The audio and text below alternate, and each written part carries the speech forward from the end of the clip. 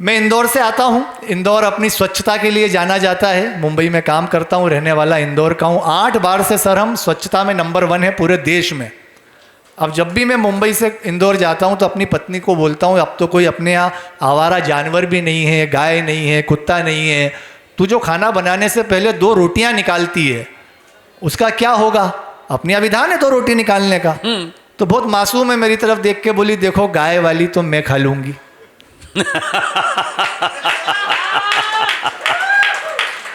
बहुत अच्छे। जिन पतियों ने ताली बजा के स्वीकार किया है, दूसरी वाली वो भी खा रहे हैं। मतलब इसमें मैं अकेला नहीं हूं। पत्नियों से ज्यादा बहस कभी भी नहीं करनी चाहिए, कभी भी नहीं। ये हीरा की अभी अभी शादी हुई है 3-4 महीने पहले। हाँ, पहले ये हंसता भी था, हंसाता भी था, अब सिर्फ हंसाता है। इसकी पत्नी मुझे मिली दादा, तो मेरे से क्या बोले, मैंने इन्हें पाने के लिए 16 सोमवार के व्रत रखे हैं।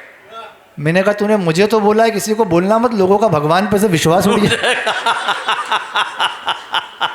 हाँ? बताओ, इसको पाने के लिए 16 सोमवार के व्रत।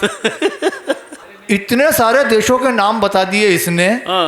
ये ऐसे ही थोड़ी याद हुए, इतने देशों की सरकारों ने कहा है कि इसको हमारे देश में घुसने नहीं देंगे। तब जाके इसे इतने देशों के नाम याद हुए हैं। बढ़िया बात है। और पत्नियों से इतनी सारी पत्नियों की बातें ये कर रहा था। पत्नियों से कभी बहस नहीं करना चाहिए, सब अनुभवी लोग यहाँ पर बैठे हैं। मेरी पत्नी ने मुझसे एक दिन पूछा, बोले मैं तुम्हें अगर कुछ दिन घर में ना दिखाई दूँ तो तुम्हें कैसा लगेगा? मैंने कहा बहुत अच्छा लगेगा, आनंद आ जाएगा। अब जोश जोश में निकल गया। सोमवार को वो मुझे घर में नहीं दिखी, मंगलवार निकल गया, बुधवार को वो घर में नहीं दिखी, गुरुवार को जब मेरी आंख की सूजन कम हुई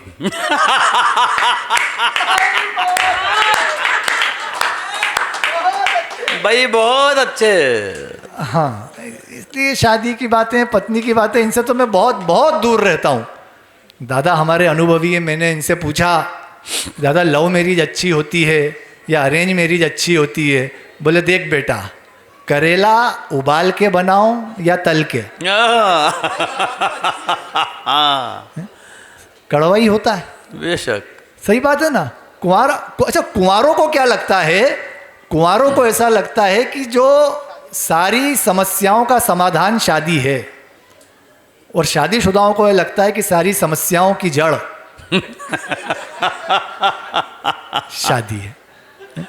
बहुत अच्छा आप लोग सुन रहे हैं, बड़े मन के साथ आप लोग सुन रहे हैं। इतना अच्छा लग रहा है, इतनी दूर आकर के आप लोगों के बीच इतना अपनापन सुबह से मिला। मोदी जी जब मैं तो रास्ते पर सबको ये बोलता आया, लोग बोल रहे थे स्टेशन से वहां तक कैसे जाओगे? मैंने कहा मोदी जी के लोग लेने आएंगे। मोदी जी के लोग, इतनी इज्जत मिल रही थी, बोले मोदी जी के लोग, मोदी जी की टीम के लोग इन्हें लेने आएंगे। मोदी जी हमको लेने आए, बोले आज दिन की चाय हमारे घर में पीनी पड़ेगी। अरुण जी हमको अपने घर लेकर के गए। हम जब चाय पी रहे थे तो बोले एक बिस्किट और लो।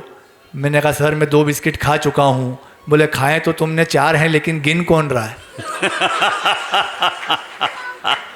मैं तब समझ गया कि कितना वसूलने वाले हैं।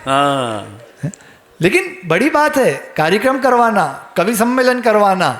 जब इनका पहली बार इस कार्यक्रम के लिए मेरे पास फोन आया दादा, अरुण जी का, तो बोले यार तुम इस तारीख पे खाली हो? मैंने कहा हाँ बिल्कुल खाली है। बोले तुम्हें तालचेर आना है? मैंने कहा जरूर आएंगे।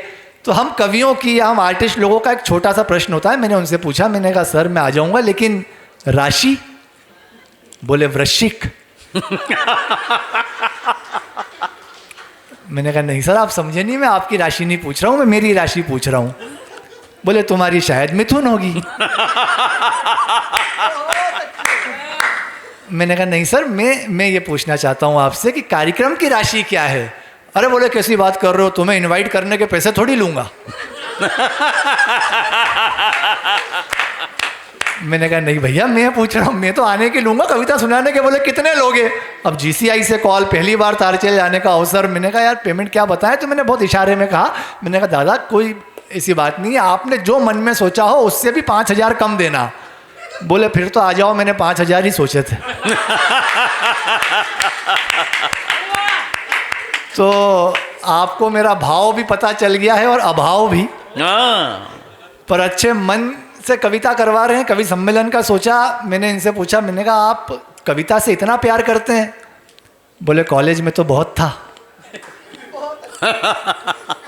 अब इतना बोल के ये फंस गए, इन्हें लगा ये लड़का वहाँ तक सोच लेगा जहाँ नहीं सोचना है। तो अरुण भैया ने बात संभाली, बोले देखो कविता और साहित्य तो जीवन का हिस्सा है। मैंने कहा साहित्य गया तेल लेने, कविता वाला कौन सा किस्सा है? अच्छा है। तो वो किस्सा मैं जानता हूँ, इसलिए इन्होंने मुझे बुला लिया है कि मैं ना बताऊँ किसी को। पर दादा सही में आयोजक ऐसे हो गए आजकल, सच्ची घटना बता रहा हूँ मैं। पिछले महीने झाड़ सुगड़ा के अंदर मार्च का एंडिंग था, हम कार्यक्रम में गए, एक पेमेंट डिसाइड हुआ था कि कवि को इतना पेमेंट दिया जाएगा। आखिरी में चेतन भाई जब वो पेमेंट देने की बारी आई तो कुछ मेरा जो पेमेंट था उसका आधा उन्होंने दिया। अच्छा। आधा पेमेंट दिया और आधा रोक लिया। मैंने कहा ये आधा, बोले ये रही आपकी पॉलिसी, या आपके मृत्यु पर आपके परिवार को देंगे। मैंने आज तक दिलदार आयोजक देखा, कंजूस आयोजक देखा, पहली बार मैंने LIC आयोजक देखा। LIC जिंदगी के साथ भी, जिंदगी के बाद भी। बाद में पता चला पट्टा LIC का ही एजेंट था। 4 कवियों की पॉलिसी निपटा दी मार्च एंडिंग में कार्यक्रम करवा के। भाई बहुत अच्छे। तो हमारे साथ सब तरह के अनुभव होते हैं, सब तरह के। जिस ठाठ से स्वर्ग लोक में देवेंद्र रहते हैं, ये छोटा बच्चा इतना आनंद ले रहा है। मैंने भाभी से पूछा जब वहाँ पे मिले मेरे को, मैंने कहा छोटा बच्चा कविता सुनने आया है? बोले नहीं, इसको तो ये चेतन चर्चित दिखाने लाई हूँ कि अगर तू दूध रोज नहीं पिएगा। बात कहाँ से आ जाती है? जिस ठाठ से स्वर्ग लोक में देवेंद्र रहते हैं, कविता का उत्सव हो रहा है भाई साहब। इस देश के एक बड़े उद्योगपति के घराने में, यहाँ बड़े उद्योगपति सब बैठे हुए हैं, वहाँ पे शादी हुई। कितनी लंबी शादी चली आप जानते हो, पता है ना सबको? शादी क्या था? वो अखंड ब्याह था। अखंड ब्याह। उसमें हमें बार बार ये बताया गया कि देखो शादी ऐसे होती है, शादी ऐसे होती है। विदेशों से कलाकार आए नाचने वाले, पर क्या उसमें कोई कवि आया, कोई शायर आया, कोई गीतकार आया? अगली टिप्पणी पे उछाल देना इस पांडाल को। वाह। क्योंकि कवि को बुलाने का सामर्थ्य किसी अंबानी के धन में नहीं है, वो इस संस्था के मन में है। तब वाह।